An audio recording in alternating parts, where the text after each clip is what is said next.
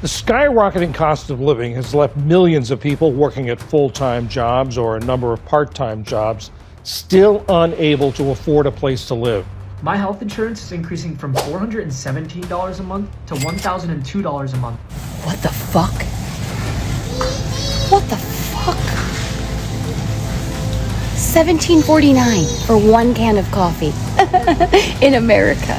There's never been a worse time in American history to buy a house. I have 3 graphs to show that. One, we have price. We pay taxes on money we earn, taxes on money we spend, taxes on things that we already own with money that we have already been taxed.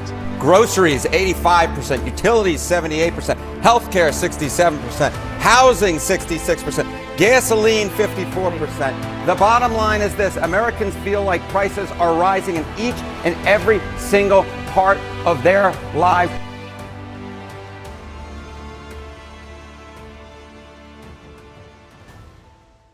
As we come to the end of 2025, millions of Americans are looking back at the year and realizing something very real and very painful. Life has become harder. Bills have become heavier. The cost of simply existing in this country keeps rising, and people feel the pressure in ways they have not felt in decades. What used to be normal living has slowly turned into survival. And as the months passed, the financial stress piled up so quietly and consistently that many households only now realize how much harder things have become. Grocery prices are higher than last year. Gas and electricity bills climbed again. Rent increased almost everywhere. Medical expenses kept rising, and many families, even with full-time income, feel like they are slipping backwards financially. Looking back at 2025, it becomes clear that this was not just another year of inflation. It was a year where small increases added up to big struggles.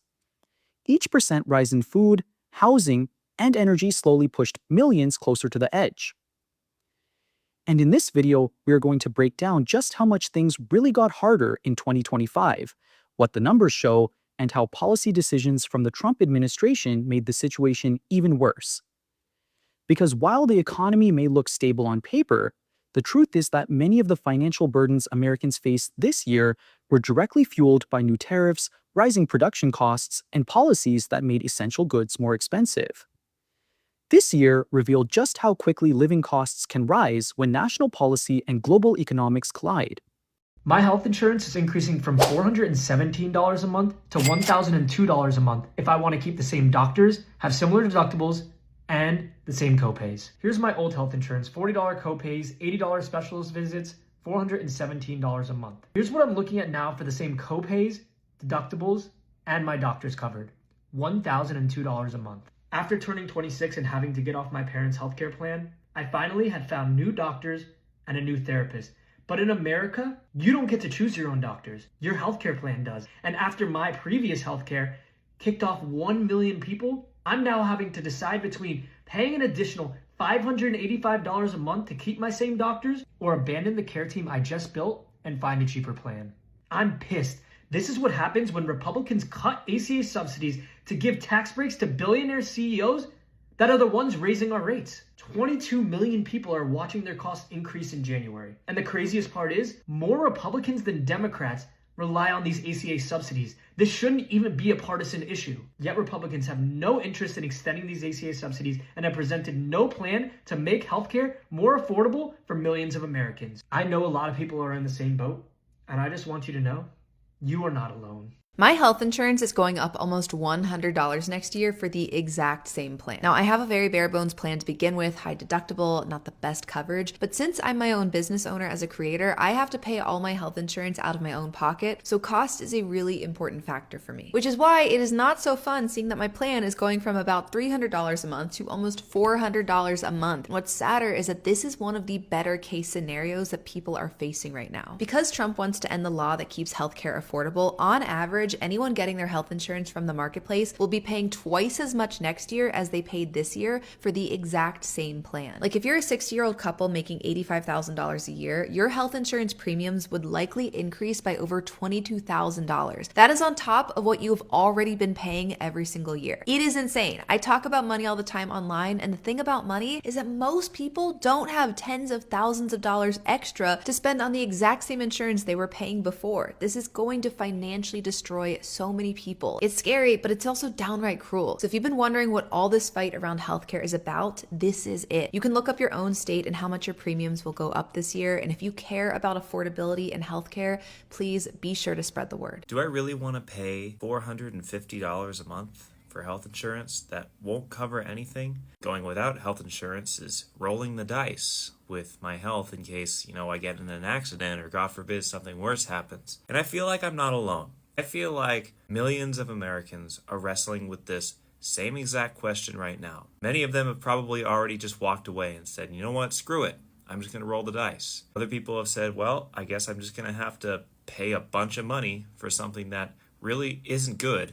This is not a quality plan, by the way. This is the cheapest plan that is afforded to me in the marketplace. And I cannot believe it's gotten to this point. And I think we have been completely abandoned by our lawmakers. The shutdown was all about this. And that was what the holdout was supposed to be. It was supposed to be about protecting us and making sure we weren't going to have to pay all this money and lose our health care. But apparently we were just swept aside. I don't know what to do because I'm leaving the country anyway, but I'm still going to be here for a couple months. This is one of the hardest decisions I've ever had to make, and it's one of the most frustrating decisions I've ever had to make. What did you decide? Did you decide on healthcare for next year? Are you going to go with it, without it? I'd love to hear your thoughts and what you're doing about this situation. It's a tough one. It's a tough pill to swallow, but unfortunately, we're all in the same boat here. As 2025 ends, the data tells a clear and uncomfortable story. Over the past 12 months, overall consumer prices rose around 3%. It may sound small, but that 3% represents a rise in nearly every essential category of life. When everything gets a little more expensive at the same time, the burden becomes heavy, especially for families already stretched thin. Food prices went up by more than 3%. That means the cost of everyday essentials like bread, milk, vegetables, and meat rose steadily throughout the year. A family doing the same grocery shopping run in late 2025 was paying noticeably more than they were paying just a year earlier. Energy costs increased by close to 3% too, but within that category, natural gas prices spiked by more than 11% and electricity rose by more than 5%. These jumps hit households hard because utilities are unavoidable. It does not matter how careful you are. You cannot skip power. You cannot skip heating. The bill arrives no matter what. Housing remained one of the biggest sources of pain. Shelter costs rose more than 3.5% this year. Rent increases have become so common that people now expect their monthly payment to rise every renewal cycle. Medical care rose around 3%. Household furnishings rose more than 4%. Even used cars and trucks, which many people rely on as a cheaper option, increased by around 5%. By the end of 2025, nearly every part of life cost more than it did at the start. Monthly inflation data also showed that prices continued to rise throughout the year. Even small increases, like a 0.3% rise in a single month, add up over time. By December, the accumulation of these small increases created a noticeable financial strain. The cost of living at the end of 2025 is significantly higher than it was at the beginning of the year. Do I really want to pay $450 a month for health insurance that won't cover anything? Going without health insurance is rolling the dice with my health in case, I get in an accident or God forbid something worse happens. And I feel like I'm not alone. I feel like millions of Americans are wrestling with this same exact question right now. Many of them have probably already just walked away and said, you know what, screw it. I'm just going to roll the dice. Other people have said, well, I guess I'm just going to have to pay a bunch of money for something that really isn't good. This is not a quality plan, by the way. This is the cheapest plan that is afforded to me in the marketplace. And I cannot believe it's gotten to this point. And I think we have been completely abandoned by our lawmakers. You know, the shutdown was all about this, and that was what the holdout was supposed to be. It was supposed to be about protecting us and making sure we weren't going to have to pay all this money and lose our health care. But apparently, we were just swept aside. I don't know what to do because I'm leaving the country anyway, but I'm still going to be here for a couple months. This is one of the hardest decisions I've ever had to make, and it's one of the most frustrating decisions I've ever had to make. What did you decide? Did you decide on healthcare for next year? Are you going to go with it, without it? I'd love to hear your I mean, just your costs are up versus a year ago. Groceries, 85%. Utilities, 78%. Healthcare, 67%. Housing, 66%. Gasoline, 54%. The bottom line is this. Americans feel like prices are rising in each and every single part of their lives, rising ever climber, and they just don't feel like, Kate Baldwin, that they can catch a break. The Treasury Secretary in new comments kind of dismissed the impact tariffs is having on inflation, also saying that prices are going to be coming down in weeks. Some other prices are going to be coming down in months. What do Americans think about that? Yeah, they think he's full of it. That's exactly what they think. I mean, just take a look here. Tariffs raising prices right now. I'm going to come over Kate's side of the screen, 71%. How dare you? How dare I do that? 84% of Democrats, 74% of independents, and even a majority of Republicans. When you can get a majority of Republicans to agree with majority of Democrats, you know that the pain is being felt by the American public right now. The Treasury Secretary can try and tell the people something, but they can feel in their pocketbooks. They simply put, don't buy what he and this administration is selling them when it comes to tariffs. You know, and Harry, one thing we've heard over and over again is the president and many of those around him blaming the Biden administration for where inflation is right now. Do people agree with that? No. You know what? I want to quote Judge Judy, but I'm not going to. I'm merely going to try and say it's like they're trying to sell ice up at the North Pole when it comes to this. More responsible for the current economy. 62% of Americans say it's Donald Trump. Just 32% say it's Joe Biden. Look, Donald Trump did, in fact, inherit an economy from Joe Biden. But now we are nearly a year into the Donald Trump administration. If the Trump administration is trying to push the buck over there, simply put, the American folks aren't buying it. They say at this point it is Donald Trump's economy, and what is happening in terms of inflation is his responsibility. That's what happens when you become president. Who knew? You know what? You inherit the economy. That's exactly right. If you want the power, you get the power. But with great power comes great responsibility. Oh, Harry Anton and the quotes. Thank you so much, my dear. John. My husband and I just applied for our health insurance. It is more than majority people's house payment. It's unreal. 2 humans, 52 and 54, no children on it. I about crapped myself. Like, people can't even afford to have health insurance. Like, are you kidding me? This can't even seriously be real. I mean, we have to have health insurance, but after you pay that much money, then you pay a deductible, then you pay co-pays, then you pay for your prescription, and then you pay a percentage if you end up being in the hospital. I mean, it's a decent house payment in Oklahoma. Mind flippin' blowing. I mean, I don't know. I can see that maybe for a family of 5, but yikes. This is why so many people go without health insurance. I mean, I totally get it. And not that I didn't know people did that for a reason, but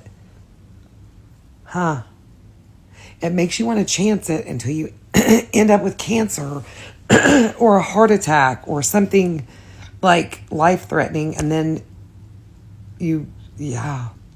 Anyway, we're going to pay it because what are our options? I don't know. For families trying to make ends meet, these increases were not just numbers. They were bigger grocery bills, higher energy bills, and monthly budgets stretched tighter than ever. If a family was spending $1,000 on everyday expenses in 2024, that same amount of goods now costs around $1,030 in 2025. The $30 is only one example. When you combine higher rent, more expensive food, increased utility charges, medical fees rising, and transportation becoming more costly, the real increase per household is far greater. People found themselves cutting back on non-essential purchases, delaying holiday spending, or reducing their savings. Many stopped going out, reduced meal quality, and postponed medical checkups. Even middle-income households feel like they are drowning. And lower-income families, already struggling, faced impossible choices. Pay the rent or pay the electricity. Buy groceries or cover the medical bill. Fix the car or let it sit. The end of 2025 feels heavier because wages did not rise enough to match the increases. Even where wages improved slightly, inflation canceled out most of those gains. This is why many Americans feel that no matter how hard they work, they remain stuck in the same financial place. Their paycheck increases, but their living standards do not. Financial stress has become a normal part of life. By the end of the year, millions of households report having less savings than the year before. Emergency funds have been drained. Credit card use has increased. People are taking on more debt not to live luxuriously, but to survive. This is the reality of 2025. The skyrocketing cost of living has left millions of people working at full-time jobs or a number of part-time jobs still unable to afford a place to live. Ali Rogan is back with her conversation with journalist Brian Goldstone, author of There Is No Place for Us, about this growing nationwide crisis. Thank you so much for joining us. In your work, you've come to know many people who work, who may have more than one job, but have come into circumstances where they cannot afford to keep a roof over their heads. Certainly, each person has a unique story, but are there any common threads in their experiences that you've been able to identify? Yeah, absolutely. I do argue in my book that in cities across America today, in one city after another, a low-wage job really is homelessness waiting to happen. And what they have in common is they all belong to the low-wage workforce. And it's not just that their wages are too low to keep up with the skyrocketing cost of having a place to live. It's also that the jobs themselves have become increasingly volatile and precarious, where they often don't know how many hours they're going to be getting from one week to the next. Their employers give them 29 hours a week because at 30 they would be eligible for basic benefits like health insurance or sick leave. And yeah, the cost of housing, rents are just very, very quickly outpacing what their incomes are. So that's kind of the backdrop that defines these people's existence. For a long time, the stereotypical perception of homelessness is that it is something that happens to people on the fringes of society, and that may have never been accurate. But what have you found out in your reporting about the reality of what it's like to be without a home? Yeah, one really astonishing truth about homelessness in America is that what we see on the street is really the tip of the iceberg. There's this entire world of homelessness that is out of sight, that has been rendered invisible. And within that shadow realm of homelessness, as I refer to it, it is overwhelmingly populated with people, again, who are part of the low-wage workforce, who families with children. And these are people who are working and working and working some more, and it simply is not enough to secure one of life's most basic necessities, a roof overhead. To be sure, in the richest nation on the planet, nobody should be without housing.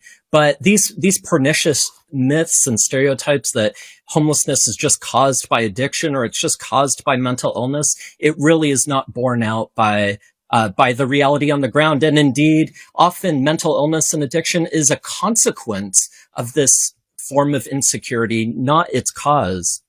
Can you tell us a little bit about what the lives of the homeless workers are day in and day out? And also, do those lives get harder during the holidays? I think it's really easy for terms like the housing crisis or the homelessness crisis to become kind of abstract and to lose touch with just the acute human toll of this growing catastrophe in America. What homelessness looks like today isn't just the person sleeping outside the parking lot of a convenience store or a Walmart or a Target. It's often the very cashier or worker stocking the shelves in those stores. And they often have children at the end of their shifts. They don't know where they're going to be going. They have to tell their children, I don't know where we're staying tonight. Maybe they're sleeping in a car in that very parking lot.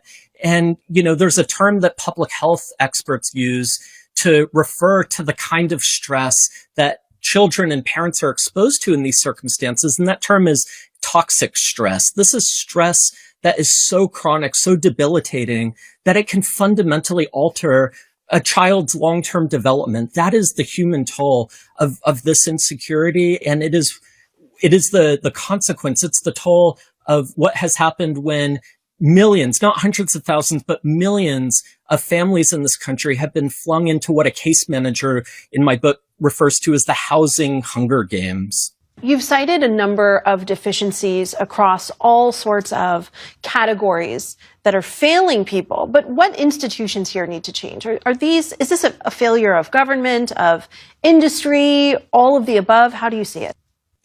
Yeah, I think it is all of the above. What I found in my reporting in the course of kind of immersing myself in the day-to-day lives of 5 families here in Atlanta where I live over a period of nearly 6 years, it's not just the housing system, which, prioritizes profits above all else. It's not just work and jobs and wages that aren't keeping up with the cost of living. It's also other systems like healthcare, a lack of affordable childcare, the education system, food insecurity. All of these systems sort of collide to make this human disaster not just possible, but in many ways predictable and inevitable. Brian Goldstone, author of There Is No Place for Us. Thank you so much. One of the biggest reasons 2025 became such a difficult year was the introduction of new tariffs and economic policies from the Trump administration. These tariffs raised the cost of importing goods into the United States. And while the idea behind tariffs is to pressure foreign countries, the actual financial burden fell on American companies and consumers. Businesses have been paying more for the raw materials, components, and finished goods they import. And when businesses pay more, they raise their prices to cover their costs. This is why electronics, clothing, food products, home supplies, and even basic household essentials became more expensive throughout 2025. Tariffs created an invisible tax on everyday life, and the American consumer ended up paying the price. Producer price data reveals exactly how much pressure these tariffs created. In mid-2025, wholesale prices rose nearly 1% in a single month.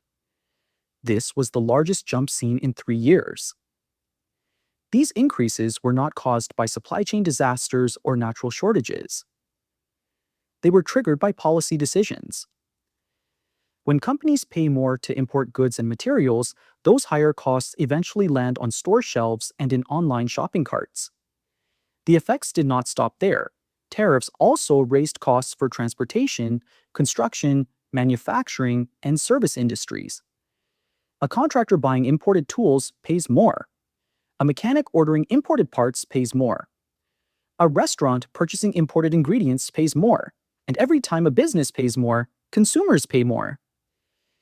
This policy-driven price pressure is one of the reasons cost of living increases in 2025 felt so sharp. Many Americans feel frustrated because they see prices rising but do not feel any benefit from the policies causing them. Higher tariffs did not bring down living costs, they did not lower rent, they did not lower energy bills. Instead, they added an extra financial weight during a year when families were already struggling.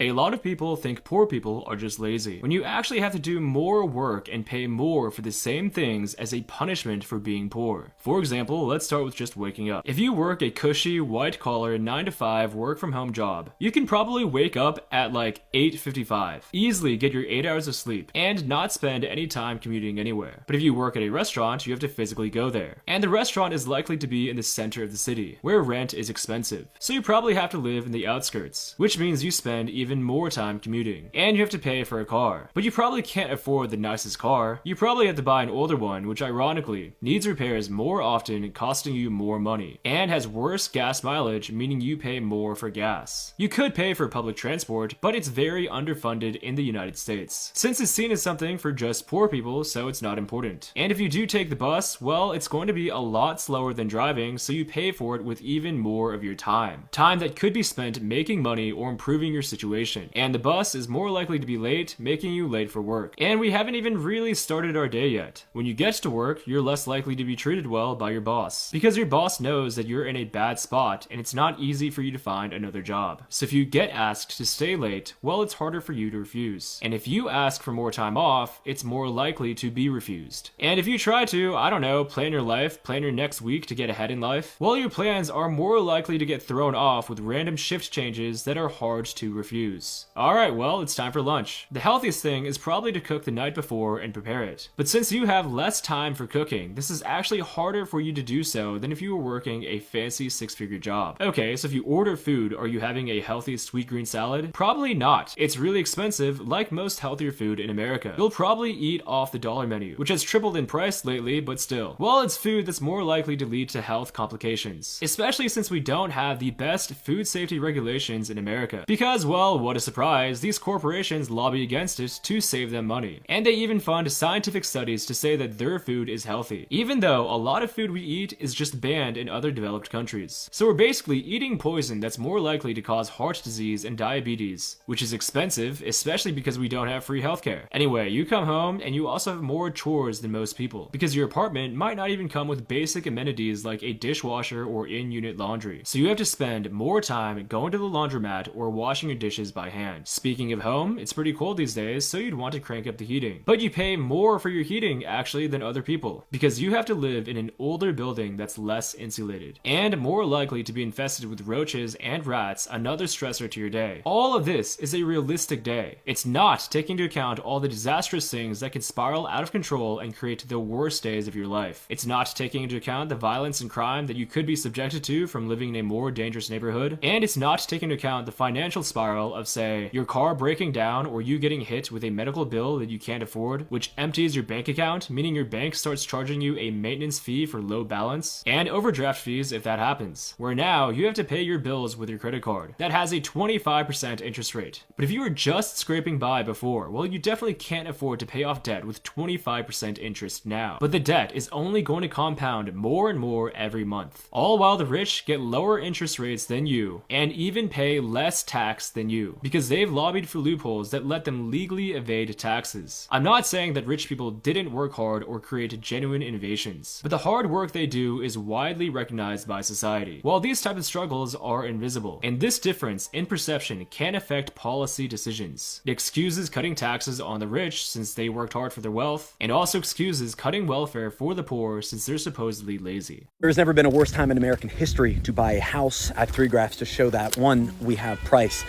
We have...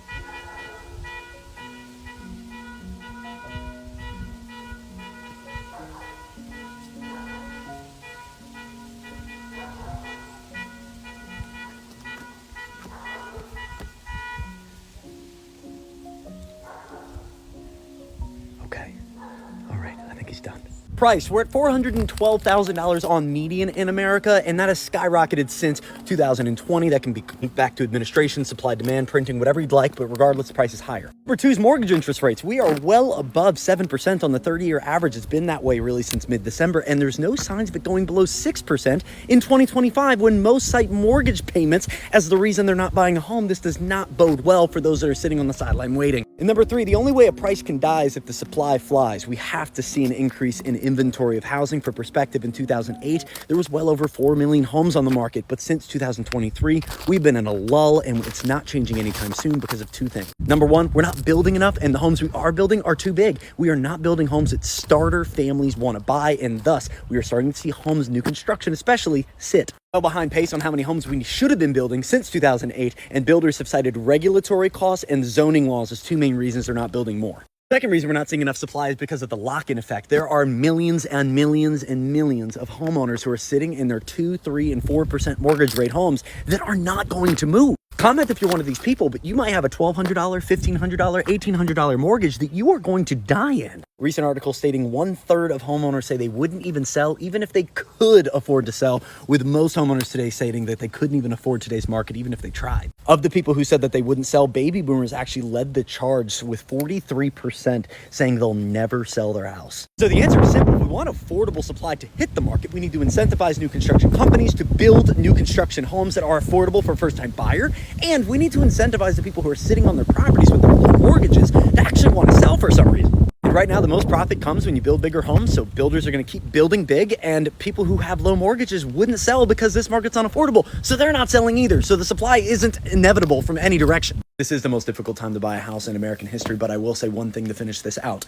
Timing the market will always fall short of time in the market. The assets that people hold are the reason that net worths are higher, and owning real estate has been the #1 wealth generator for so many decades, and the unfortunate side to this is it's probably not going to stop. The wheel will more than likely continue to turn. The assets will more than likely continue to grow. And if there's any price decrease, it would not be even close to the 37% increase that we saw since 21. A 5% decrease or even 10 would be considered a crash. So don't cross your fingers for a crash. Instead, start to prepare yourself for maybe getting in on what's known as the #1 wealth gaining system in America, the commoditization of real estate. Why is it normal here that if you go to the doctor or, for goodness sakes, the hospital and you get something done like a surgery or even just a checkup, that you have no idea how much it's going to cost until you go to the front desk after, or even later, they just send you something in the mail. I know someone close to me who just had surgery and she keeps getting bills for different things. It's been months and they just keep coming. They don't stop. I gotta know if it's like this outside of the United States, because this does not seem normal. Every other industry or every other service, you know what you're paying going into it. How is it so just like a secret that we don't know what we have to pay even for a simple checkup? I think the healthcare system here is so broken and it's so confusing on purpose. I'm sure there's lobbying going on and there's a lot of money exchanging hands and going into deeper pockets than I could ever imagine to keep it just so out of reach and so confusing for normal people like you and me that there's just no hope of ever understanding it. Or maybe I'm just bad at adulting. I don't know. But one thing's for certain is that other places around the world have a much simpler way of doing this. I'm not going to sit here and say it's better because I haven't experienced it, but from what I understand, it doesn't have to be this confusing. I mean, what do you think? Am I crazy or am I onto something here? The way that we do healthcare in this country is not only too expensive, but it's just confusing. As 2025 ends, many Americans feel like they barely made it through the year. The cost of living has risen for several years in a row, and this year added another layer of pressure. Even small increases hurt because they came on top of previous increases from past years. A 3% rise this year might sound manageable, but after years of back-to-back inflation, the impact feels far heavier. People are tired. They are exhausted from trying to stretch every paycheck. They are frustrated that every month brings a new set of price increases. Rent keeps rising, groceries keep rising, energy bills keep rising, and medical costs, one of the biggest burdens families face, show no sign of relief. For many, financial stress has become daily life. The end of 2025 feels different from previous years because people do not see the light at the end of the tunnel. With tariffs still in place, energy markets unstable, and wage growth slow, many expect that 2026 will bring even more price increases. Without strong adjustments in policy or major wage improvements, living costs will continue climbing, and the pressure on families will keep growing. By looking back at the year, it becomes clear that 2025 was not just difficult in terms of prices. It was emotionally draining, financially exhausting, and a painful reminder of how fragile household budgets really are. Policy choices, global economic conditions, and rising energy and housing costs combined to create a year where Americans felt poorer, more stressed, and more uncertain about their future.